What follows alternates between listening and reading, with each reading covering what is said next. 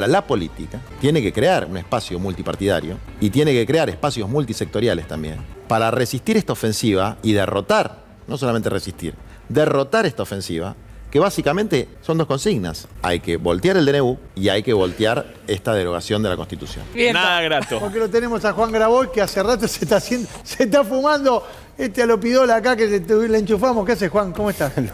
Bueno, me parece bien que al mal tiempo buena cara, un poco de humor siempre viene bien, el Papa lo dice, nunca hay que perder el buen humor. Pero la verdad es que estamos en una situación dramática y en la que creo que lo peor que podemos hacer es subestimar la trama corporativa que hay detrás de esto, más allá del personaje. En 20 días hubo 4 medidas de una brutalidad que no conoce la historia democrática argentina.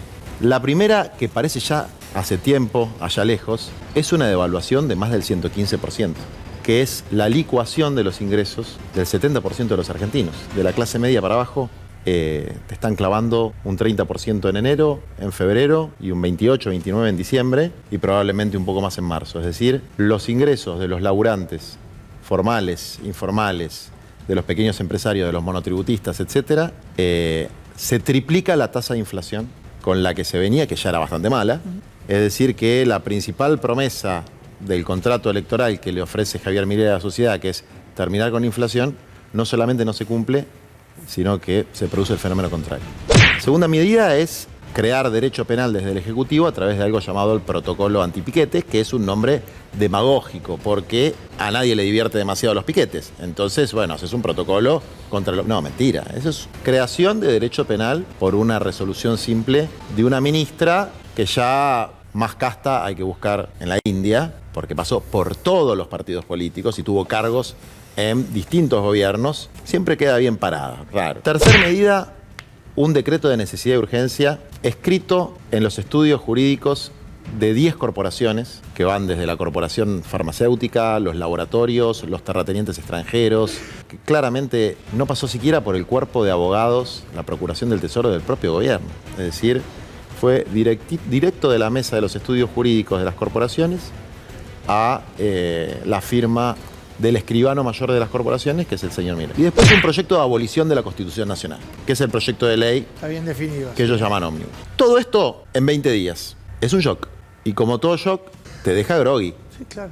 Y por eso es muy valiosa la reacción del movimiento obrero. La reacción de la política viene un poco más lenta. Y cuando digo la política no me refiero a Unión por la Patria. En el artículo primero y en el artículo cuarto de esta derogación ilegal de la Constitución, que es esta ley, se plantea la delegación de facultades y facultades extraordinarias al presidente. Eso es un delito penado por el artículo 227 de la Constitución que puso Alfonsín en el 84. Sanciona a los diputados y senadores, no al presidente, diputados y senadores que aprueben facultades extraordinarias para el presidente. Es un delito equiparable a la traición a la patria. Es decir, los diputados y senadores que voten esto van a estar incurriendo en ese delito. Además de la sospecha que, como bien dijo Milei, cuando planteó no mando las cosas al Congreso porque me piden coima, por efecto transitivo, si se lo aprueban es que recibieron coima. Y nos acordamos de la reforma laboral que impuso, no logró imponer, Patricia Bullrich en el gobierno de De la Rúa, la famosa Banelco. La Banelco era la expresión de un funcionario muy importante, creo que era Flammarique, si no me Flammarique, equivoco. Alberto Flammarique, el ministro de Trabajo en ese momento. Ministro de Trabajo, que dijo, yo tengo la Banelco para comprar los votos. Sí.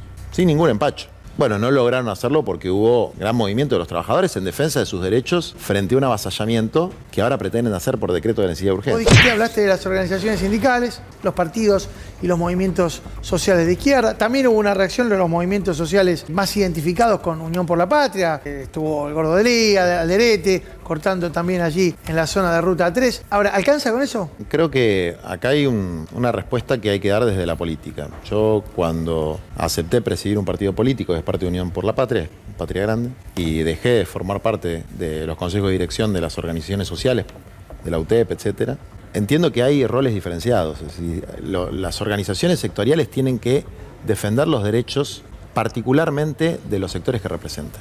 La CGT tiene que defender los derechos de los trabajadores y tiene que negociar de la mejor manera posible, del mismo modo que la UTEP, los trabajadores de la economía popular, para que los dañen lo menor posible en este contexto. Ahora, vos vas a hablar con cualquier laburante sobre la constitucionalidad del DNU. Y francamente, en un momento de zozobra social y económica, para tratar de no ser vulgar con la expresión, les importa un rabanito. Es casi una exquisitez. Ahora, a la política, a los representantes políticos de todos los partidos, no les puede importar un rabanito. Primero porque no están pasando necesidades básicas insatisfechas, donde la gente que está comiendo una vez por día, la gente que está en situación de pobreza, y no porque antes estuviéramos en Disneylandia, porque ya venía la situación de pobreza grave, pero se está agravando a pasos acelerados, bueno, lo que quiere resolver es la comida, el alquiler y sus derechos laborales. Entonces no se le puede pedir a quien está en una situación de desesperación que estudie constitucionalismo. Ahora, la política tiene que crear un espacio multipartidario y tiene que crear espacios multisectoriales también para resistir esta ofensiva y derrotar, no solamente resistir, derrotar esta ofensiva, que básicamente son dos consignas. Hay que voltear el DNU y hay que voltear esta derogación de la Constitución. Cuando hablo de voltear, me refiero fundamentalmente a que no se pueda aplicar. Por el daño que produce en el corto, mediano y largo plazo, que son sus efectos, pero también por el modo en que se introduce, que cambia las reglas de juego de la democracia. Si esto se acepta, también hay una cosa que hay que explicarle a los sectores corporativos. Cambiaron las reglas, cambian para todos. El día de mañana a mí me eligen presidente, yo decreto la reforma agraria, decreto que todos los inmuebles que no están siendo utilizados y están ociosos, las familias sin techo los puedan utilizar, decreto la nacionalización del litio, empiezo a hacer decretos de necesidad de urgencia con mi programa. A ver si te los bancan después. Con mi programa, pero hay que ver cómo van a explicar por qué unos sí y otros no. Claro. Digamos. Entonces, Si es el problema de formas, entonces... Yo diría, mejor respetémonos y hagamos respetar la Constitución, que es el contrato social que hoy tenemos y que nos ha permitido vivir 40 años con peores momentos y mejores momentos, pero relativa paz. Entonces, la multipartidariedad y la multisectorialidad implica que, así como cuando vienen los extraterrestres y se juntan los rusos, los chinos, los norteamericanos, los japoneses, bueno, acá vienen las pseudo fuerzas del cielo a imponer una forma solapada de tiranía corporativa con una serie de cortesanos que son bien de la casta y que son los que andan vanelqueando, si se quiere. Ahí nos tenemos que juntar todos a decir esto no, porque el único consenso que hay transversalmente en la República Argentina es defender la democracia y la Constitución. ¿Lo ves posible más allá de la expresión de deseo? Sí, lo veo totalmente posible. Creo que hay que trabajar en ese sentido y creo que si somos todos inteligentes y podemos bajar nuestros egos, yo primero, me incluyo, y pensar en la patria, tenemos que hacer eso. Y en el caso particular del peronismo, de Unión por la Patria, tenemos que entrar en un proceso de democratización y de autocrítica que tiene que funcionar en paralelo. Las dos cosas. Sí, está claro, pero me parece que está bueno no mezclarlos y por ahí hay momentos en los cuales está bueno identificar con claridad, viste, como dicen los radicales, la contradicción fundamental, dónde está el enemigo verdaderamente ahora.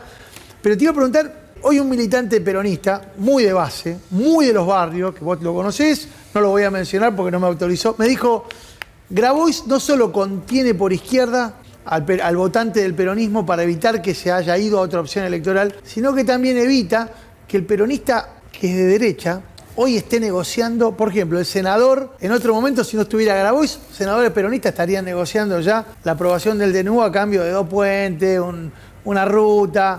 ¿Vos sentís que también puede haber dentro del peronismo alguna defección en esta instancia tan definitoria? Ha pasado cíclicamente en nuestra historia esto. Entonces, ¿cuáles son los elementos? Primero, la CGT hizo algo muy inteligente.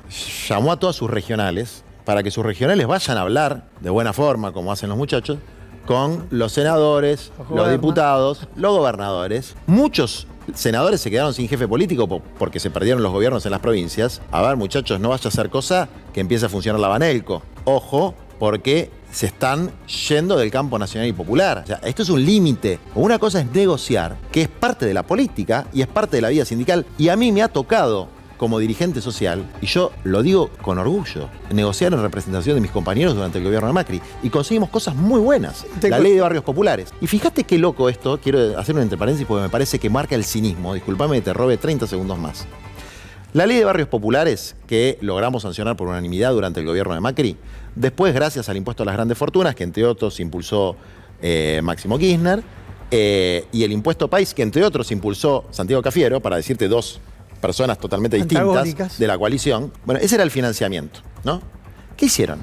En la ley esta antidemocrática, le sacan el financiamiento del impuesto país. No es que sacan el impuesto país, que es el impuesto al dólar, un impuesto a sectores relativamente pudientes. ¿Y cómo se va a financiar la integración urbana, es decir, el agua, la luz, las cloacas de los villeros? Con las multas a la protesta social. Es decir, Vos, villero, pobre, que vivís en un barrio, si venís a protestar te vamos a cobrar una multa y con eso vas a financiar tus cloacas. Hay que ser mala gente. Es decir, eso es un escupitajo en la cara de un sector del pueblo. Entonces, efectivamente, yo creo que hay que hacer un equilibrio entre las contradicciones principales y las secundarias, porque también si no resolves las secundarias, no puedes desarrollar las principales. Juan, un gustazo escucharte. Un gusto. La verdad, un placer. A ustedes.